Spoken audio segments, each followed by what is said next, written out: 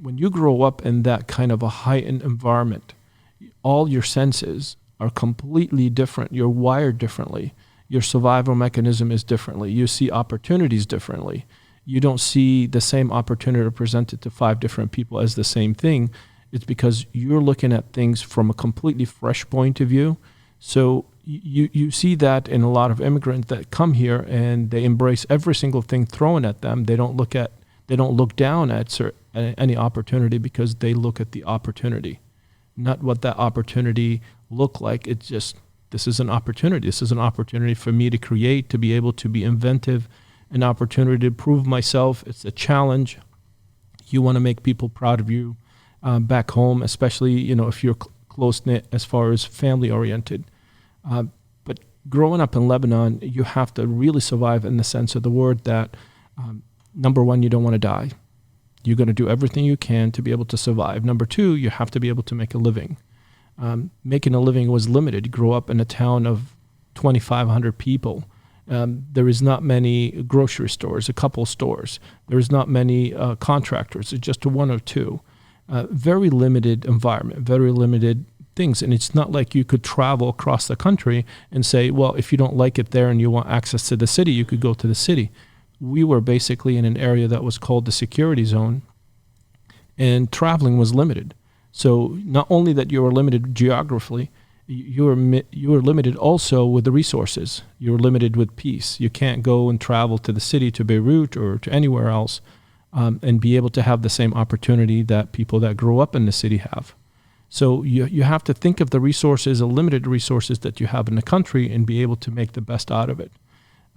So growing up, I started coming out with crazy ideas of making paper bags. Was my first invention, and I had no glue and I had no resources to paper, so I was recycling some paper and using flour and water as my glue, and that didn't go very well.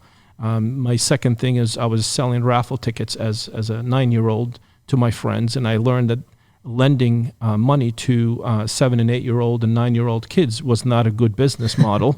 So that business went bankrupt at an early age. And then I kept trying things. I started working in my grandfather's wood shop after school. And then later on in life, after I became a teenager into my high school years, I started working in the fields in Israel, picking apples and picking fruit, and that's how I was able to make little money to be able to support myself.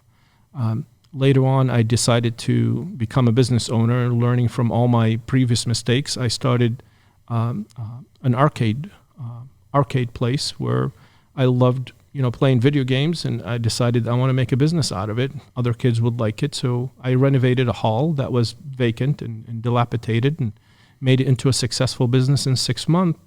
I was making the average, I was making about $3,000 a month, and the average income was $300 a month for an adult, a full-grown adult with a good business degree or a good model. I was making more than doctors. I was making more than engineers, and I decided to open another one in the neighboring town. And then I purchased a restaurant that was nearby, adjacent to the arcade place. And before you know it, at 21 years old, I was running 3 businesses simultaneously, while I was being also a drug enforcement officer as my full-time job. So, even though the resources were limited, that entrepreneurial spirit that was in you it's just baked in. It's part of the culture. Just the way that you're wired, and to boot, like you said, the culture is you got to get after something to be able to survive one way or another. The physical survival and then the financial survival. 100%. Why would you ever leave that? That's a great question, and that has a lot to do with all the calamities and all the heartaches that I went through as a 6.5, 7-year-old, right in the beginning of the Civil War. Going through that, I lost my mother and my sister and my grandmother in a freak accident. A rocket landed in our house, and that left a major scar in my heart.